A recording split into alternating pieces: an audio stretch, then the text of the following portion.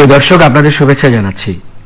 Universal Medical college and hospital আজকের সংবাদপত্রের আজকের আয়োজনে আপনাদের স্বাগত জানাচ্ছি। আমি মীর মাসরুর জামান। সংবাদপত্রের শিরোনামগুলোকে ঘিরে চলমান পরিস্থিতি নিয়ে আলোচনার নিয়মিত এই আয়োজনে আজ আমাদের সঙ্গে রয়েছেন ইতিহাসবিদ, শিক্ষাবিদ, অধ্যাপক ডক্টর সৈয়দ আনোয়ার হোসেন। আমরা স্বাগত জানাচ্ছি আপনাকে আমাদের মধ্যে। তো সংবাদপত্রের শিরোনামগুলো দেখে নিয়ে আলোচনায় যাচ্ছি।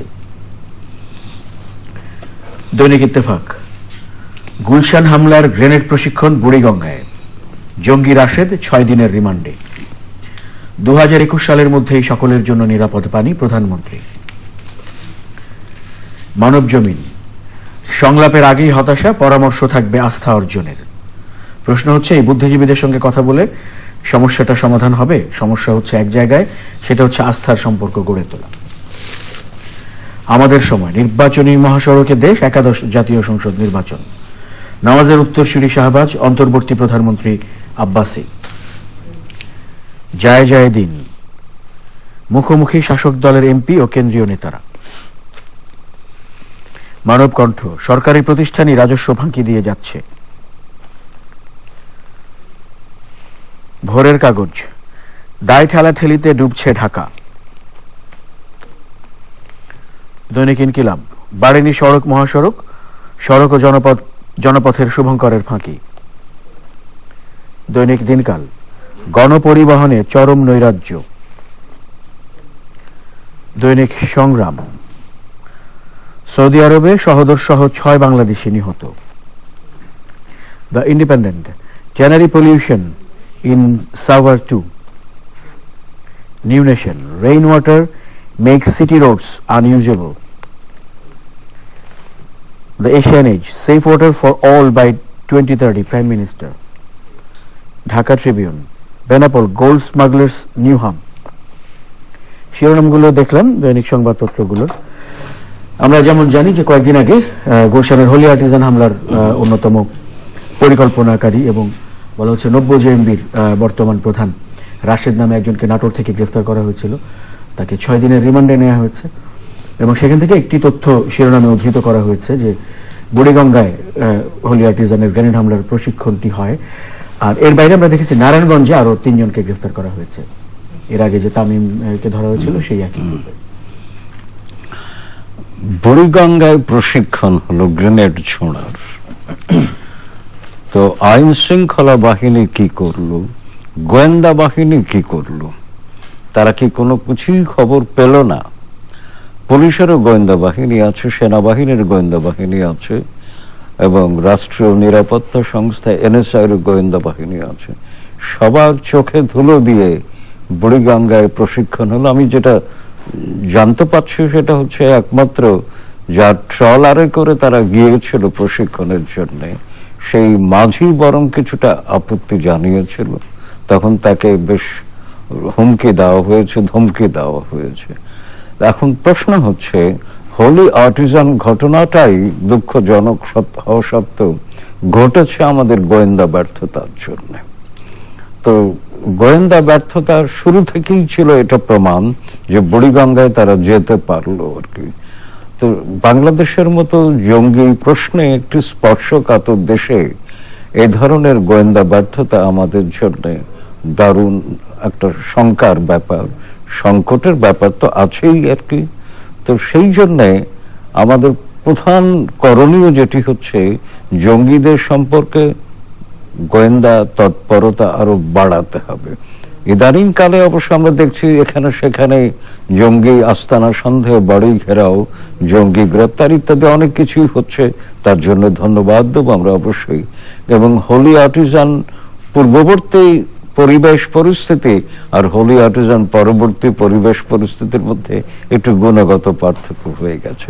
সরকার অনেকটা নড়ে চড়ে বসেছে এবং যে জন্য মার্কিন স্টেট ডিপার্টমেন্ট থেকেও প্রতিবেদনে বলা হয়েছে জঙ্গি তৎপরতা বেড়ে গেলেও বাংলাদেশ তার সক্ষমতা প্রমাণ করেছে। এটা ইতিবাচক বক্তব্য। তো আমাদের প্রশ্ন হচ্ছে যে গোয়েন্দা ব্যর্থতার কারণে এতগুলো প্রাণ ঝরে গেল, এত দুঃখজনক ঘটনা ঘটলো। তার কদিন পরে তো আবার শোলাকিয়ার ঘটনা ঘটেছে, সেটিও কি তারা শনাক্ত করতে পারলেন না? কোন অনুসন্ধানী কোনো তৎপরতাও কি তাদের মধ্যে ছিল না যে শোলাকিয়া পর্যন্ত ঘটনাটি গড়িয়েছে হোলি আর্টিজানের পর। তো কাজে আমার একটি বক্তব্য যে গোয়েন্দা তৎপরতার যথেষ্ট ক্রিয়াশীল হতে হবে, আর কিছুই নয়। তাহলে আগাম বার্তা পাওয়া যাবে, তথ্য পাওয়া যাবে, প্রয়োজনীয় পদক্ষেপ নেওয়া যাবে। প্রয়োজনীয় পদক্ষেপ নেবার জন্য আইন শৃঙ্খলা বাহিনীর প্রস্তুতি যথেষ্ট আছে বলে আমরা বিশ্বাস করি। বিশেষ করে র্যাবের ভূমিকা অত্যন্ত গুরুত্বপূর্ণ আমরা দেখতে পাচ্ছি। তো এখন থেকে সচেতন হওয়া দরকার। রাশেদের মুখ থেকে যে তথ্য বেরিয়ে এসেছে এ তো ভয়ঙ্কর তথ্য আর কি। যেখানে সেখানে প্রশিক্ষণ হয়, আমরা কিছু জানি না, এটা তো হওয়া উচিত নয় আর কি। নির্বাচন নিয়ে অনেক শিরোনাম, মানে প্রধান শিরোনাম হিসেবে এসছে অনেকগুলো সংবাদপত্রে। নির্বাচনী মহাসড়কে দেশ, এরকম শিরোনাম রয়েছে। এবং একটি শিরোনাম হচ্ছে 31 তারিখ সুশীল সমাজের প্রতিনিধি বুদ্ধিজীবীদের সঙ্গে সংলাপ হওয়ার কথা, যেখানে অধ্যাপক সৈয়দ আনোয়ার হোসেন, আমরা জানি যে আপনারও সেখানে আলোচনা করার কথা রয়েছে, সেটিও সংবাদ শিরোনামে এসেছে। দেখুন, ওই শিরোনামটি বেশ ভালো, নজর কাড়া, নির্বাচনী মহাসড়কে বাংলাদেশ। কিন্তু এই মহাসড়ক বাংলাদেশের বর্তমানে সড়কগুলোর মতোই দুর্দশাগ্রস্ত, অর্থাৎ চলাচল স্বস্তিদায়ক হবে না বা হচ্ছে না, তেমনই একটি মহাসড়ক। তো নির্বাচন কমিশন ডেকেছে কজনকে আমাদের, কিন্তু আমি যা জানতে পারলাম যে মাত্র 2 মিনিট করে সময় বরাদ্দ করা হবে। 2 মিনিটে এত স্পর্শকাতর জটিল একটি বিষয় নিয়ে সব কথা বলা যাবে এমনটা যৌক্তিকভাবে বিশ্বাস করবার মতো কোনো অবকাশ নাই। আমি মনে করি এটা অনেকটা প্রহসনী হয়ে যাবে আর কি, লোক দেখানো আর কি। এটা না করলেই ভালো করতো আর কি। তবু যাই হোক, সংলাপের অতীত তো সুখকর নয়, ইতিবাচক নয় আর কি। সংলাপে বুদ্ধিজীবীরা যে পরামর্শ দেন সেগুলো সদর্থক পরামর্শ, কারণ বুদ্ধিজীবীরা অন্তত ধরেই নেই যে তারা দল মুখাপেক্ষী নন। দলের প্রতি তাদের একটা ঝোঁক থাকলেও আনুগত্য নেই আর কি, এটা বিশ্বাস করি আমি। তো সেই জন্য দেশ এবং জনগণের স্বার্থে তারা কথা বলবেন। কিন্তু সবচেয়ে বড় কথাটি হচ্ছে নির্বাচন কমিশন আমাদের সংবিধানের সংশ্লিষ্ট ধারা অনুযায়ী যথেষ্ট শক্তিশালী। 118 নম্বর ধারাতে বলা আছে যে স্বাধীন, কিন্তু সেই স্বাধীনতা তো আমরা অতীতে দেখিনি। হ্যাঁ, দেখেছে একমাত্র ডক্টর এটিএম শামসুল হুদার নির্বাচন কমিশন। তারও একটা পূর্ব শর্ত ছিল, সেই সময় সরকার কিন্তু এই স্বাধীনতা নিশ্চিত করেছিল। তত্ত্বাবধায়ক সরকার নিয়ে আমাদের অনেক নেতিবাচক মন্তব্য আছে। এটি আমি বলবো যে একেবারে সাংবিধানিক ভাবে এটি অবৈধ সরকার, কারণ সংবিধানের যে ধারা অনুযায়ী সরকার গঠিত হয়েছিল তাতে 2 বছর থাকবার কোনো অনুমোদন ছিল না ক্ষমতা থাকার, কিন্তু তারা থেকেছে সেটা অবৈধভাবে। কিন্তু যে কাজটি করেছিল নির্বাচন 2008-এর, সেটা কিন্তু গ্রহণযোগ্য কাঙ্ক্ষিত মানের নির্বাচন হয়েছিল। তো সেই জন্যে আমি আলোচনায় গিয়ে ওই অনেক কথা যতটুকু পারি 2 মিনিটের মধ্যে একটি বড় কথাই থাকবে যে আপনারা আপনাদের শক্তি প্রদর্শনের মতো মেরুদণ্ড ধারণ করতে পারবেন কিনা সেটি তার উপরে অনেক কিছু নির্ভর করছে। এখন সরকারের উপরে নির্ভরশীল।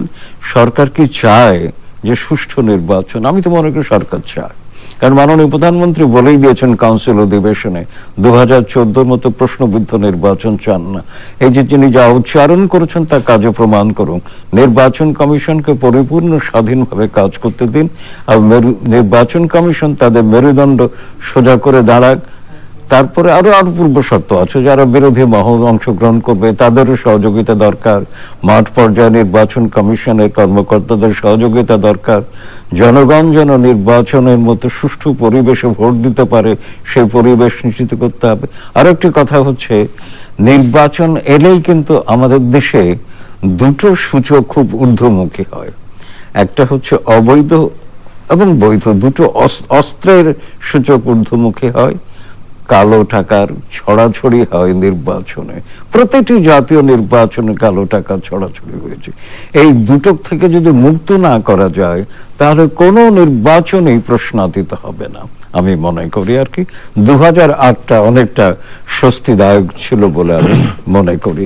তো কাজে সংলাপ করুক আর যাই করুক, নির্বাচন কমিশন কতটুকু আস্থা অর্জন করবে দলের কাছে থেকে, জনগণের কাছে থেকে, এবং কতটুকু শক্তিমত্তা প্রদর্শন করতে পারবে, এই নির্বাচন কমিশন কি ট্রিএন সেশনের মতো হবে নির্বাচন কমিশন ভারতের, না ডক্টর এটিএম শামসুল্লাহ নির্বাচন কমিশনের মতো হবে?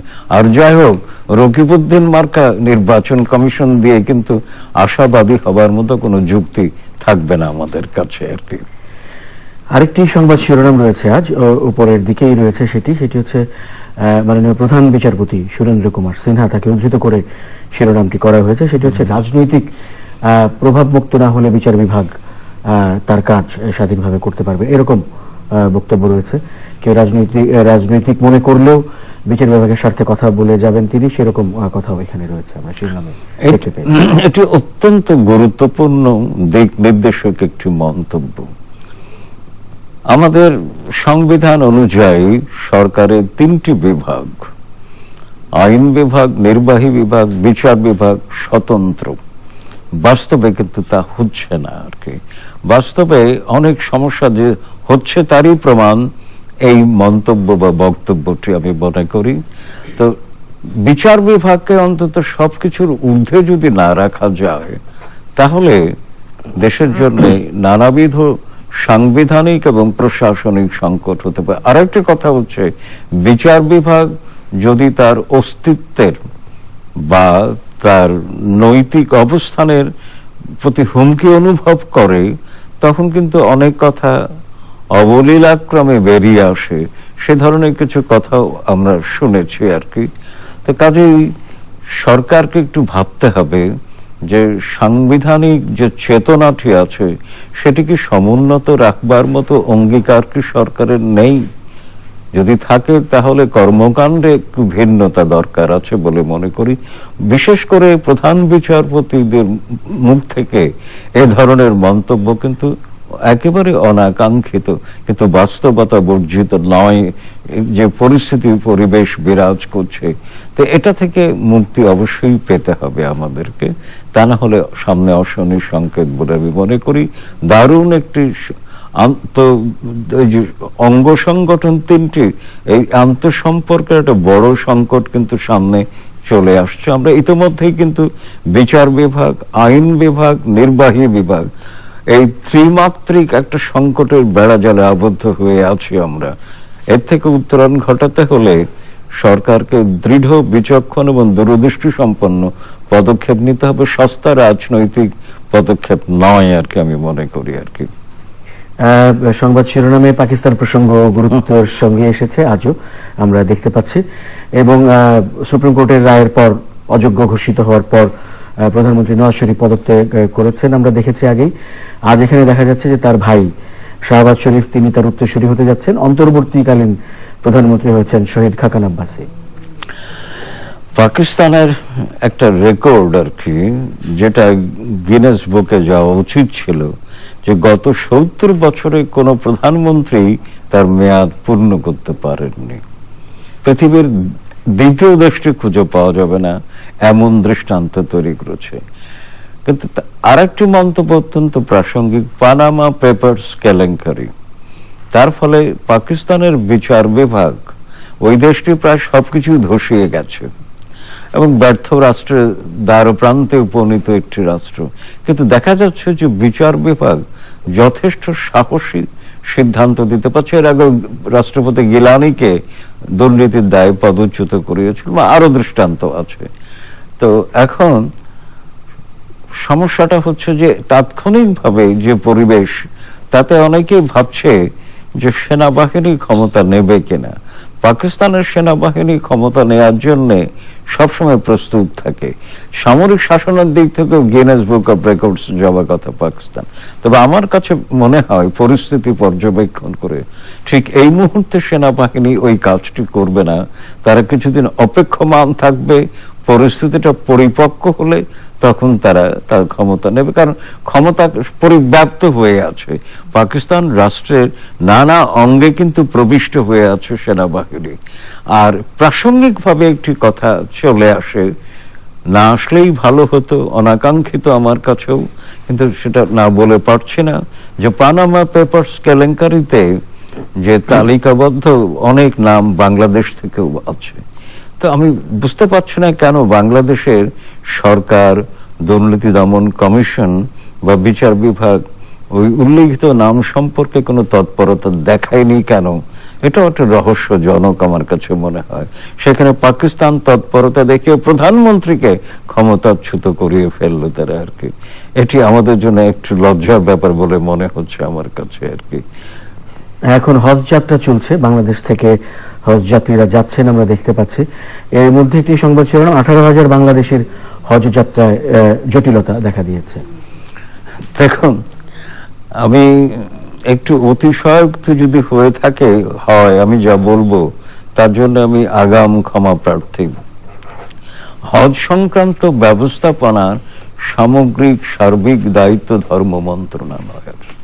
প্রতি বছরই আমরা কিছু না কিছু ব্যত্যয় বিচ্যুতি পাচ্ছি আর কি। এই যে 18,000 যাত্রীর হজ যাত্রীর যে জটিলতা, তারও কিন্তু দায়িত্ব ওই ধর্ম মন্ত্রণালয় নেওয়া উচিত। আমি মনে করি বাংলাদেশের মতো দেশে ধর্ম মন্ত্রণালয় বলে কোনো মন্ত্রণালয় থাকা উচিত না। হজ ব্যবস্থাপনার জন্য সরকারের একটি এজেন্সি বা বিভাগই যথেষ্ট। তো ধর্ম কিন্তু রাষ্ট্রের ব্যাপার হওয়া উচিত না, একটা ব্যক্তিগত ব্যাপার। কিন্তু যেহেতু হজ যাত্রা একটা সামগ্রিকভাবে জটিল কঠিন প্রক্রিয়া, জনগণকে সহায়তা করবার জন্য একটা এজেন্সি যথেষ্ট ছিল। তো প্রতিবার যদি এই ঘটনা ঘটে তাহলে আমরা কার কাছে যাব আর কি। অনেক ধন্যবাদ অধ্যাপক ডক্টর সৈয়দ আনোয়ার হোসেন আপনাকে সময় দেওয়ার জন্য। প্রিয় দর্শক, আপনাদেরও ধন্যবাদ সঙ্গে থাকার জন্য। ভালো থাকবেন সবাই। চ্যানেল আইর এই নিয়মিত আয়োজন Universal Medical College and Hospital. আজকের সংবাদ